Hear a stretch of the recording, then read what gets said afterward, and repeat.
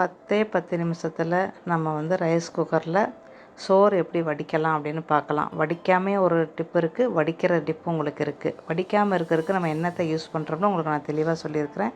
வீடியோவை பாருங்கள்.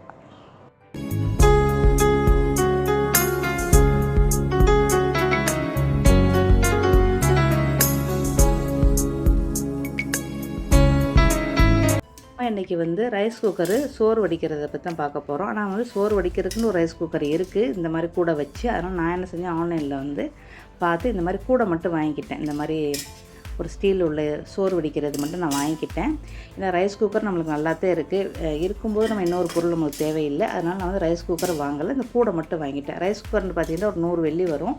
நான் இந்த கூடை மட்டும் வாங்கும்போது இந்த பக்குள் மட்டும் எனக்கு வந்து 18 வெள்ளின்னு நினைக்கிறேன். இந்த சைஸை பொறுத்து விலை.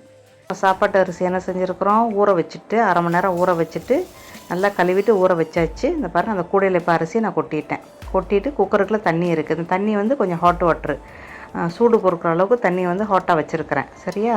இப்போ இதில் கூடையை வச்சுருக்கேன். கூடையை வச்சுட்டிங்கன்னா உங்களுக்கு அரிசிக்கு மேலே 1 இன்ச்சிலேருந்து 1.5 இன்ச்சியாவது உங்களுக்கு இருக்கணும். நான் இன்றைக்கி பாருங்கள் 1 இன்ச்சி வச்சுருக்கிறேன். இதுவே எனக்கு தாராளம். நான் வந்து குட்டி கப்பில் 2 கப் ரைஸ் போட்டேன்.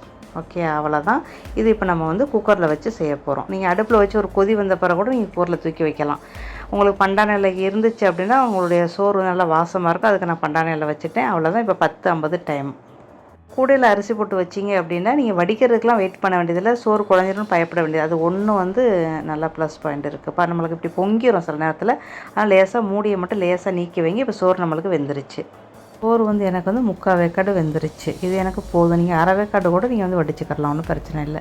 இது வடிக்க வேண்டியதில்லை. நம்ம கூடையை தூக்கிட்டு அந்த தண்ணியை பார்த்தீங்கன்னா உங்களுக்கு தெரியும். நான் உங்களுக்கு கூடையை தூக்கிட்டு தண்ணியை காட்டுறேன். இப்போ தண்ணி உள்ளுக்கு இருந்தாலும் ஒன்றும் ஆகாது, கூடையோடய வச்சுக்கலாம். என் மக வீட்டிலலாம் கூடையோட தான் இருக்கும், கீழே தண்ணி தான் இருக்கும். நான் தான் தண்ணியை ஊற்றிட்டு சாப்பாட்டை என்ன செய்வேன், அதிலே கொட்டி விட்டுருவேன்ப்பா. இப்போ நான் கூடையை தூக்கிட்டேன் பாருங்கள். நான் தூக்கிறேன். கீழேனா தண்ணி வடியும். எனக்கு கீழே தண்ணி கீழே தான் இருக்குது. ஒரு தட்டுட்டு கீழே வச்சுக்கிட்டு இதை வந்து தூக்கி பேசனில் ஊற்றிட்டு அதுக்கப்புறம் இந்த இந்த ரைஸை என்ன செய்யுங்க அதிலே கொட்டி விட்டு ஸ்டீம் பண்ணிட்டா முடிஞ்சிருச்சு. நம்மளுக்கு சோறு ரெடி. இப்போ கரெக்டாக 11 மணி. இதெல்லாம் கொட்டி விட்ட பிறகு பார்த்தா கரெக்டாக 11 மணி. இதை எடுக்கல 11 மணி. ஓகே, அப்போ 10 நிமிஷம் நம்ம ரெடி பண்ணியிருக்கிறோம். அவ்வளோதான்ப்பா. கொஞ்சம் நேரம் ஒரு 2 நிமிஷம் அது குக்கூஸ் பண்ணிச்சுன்னா நம்மளுக்கு சாதம் ரெடி. ஓகே, கண்டிப்பாக ட்ரை பண்ணி பாருங்கள். ரொம்ப ஈஸியான வழிமுறை தான்ப்பா இது. இப்போ வந்து நான் வந்து இந்த பாஸ்கெட் வந்து நான் வந்து ஆன்லைனில் தான்ப்பா வாங்கினேன். இதுக்கு குக்கர் கூட இருக்குது. நான் குக்கர் வாங்கலை, நம்ம குக்கர் இருக்கிறனால நான் வாங்கலை. சோறு வடிக்காமையே நம்ம சோறு வடிக்கக்கூடிய கூடையை வச்சு நம்ம வந்து செஞ்சிட்டோம். ரொம்ப ஒரு சூப்பரான ஐடியா தான். இதில் ஒரு மைனஸ் பாயிண்ட் இருக்குது. அது என்னென்னு நான் சொல்கிறேன் பாருங்கள். இந்த தண்ணி வந்து சோறு வடித்த தண்ணி. இதோட கலரையும் பாருங்கள், திக்னஸை பாருங்கள். இது வந்து கழனி தண்ணீர். இது ஒன்று தான் எனக்கு இது மைனஸ் பாயிண்ட்டாக இருக்குது. மற்றபடி நம்ம வந்து குக்கரை அடைக்க மறந்துட்டால் கூட அவங்க வாட்டுக்கு சோறு வந்து குலையாது, ஒன்றும் செய்யாது, சூப்பராகவே இருக்கும். சோறு வடிக்கிறதுக்கு ஒரு ஈஸியான டிப்பு இது. ஓகே, ப்ளஸ் பாயிண்ட் இருக்குது, இதில் மைனஸ் பாயிண்ட்டாக இருக்குது. உங்களுக்கு எப்படி வேணுமோ செஞ்சுக்கிறோம். இப்போ நம்ம நார்மலாக சோறு எப்படி வடிக்கலாம்னு பார்க்கலாம்.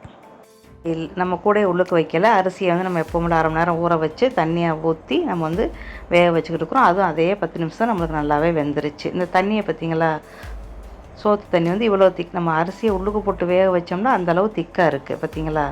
அப்போதே இருந்த லைட் கலருக்கும் இப்போ இருக்கிற திக் கலரும் பாருங்கள். இதுதான் சோறு வடித்த தண்ணி. எனக்கு இது ஒன்று தான் எனக்கு இது ஓகே இருக்குது.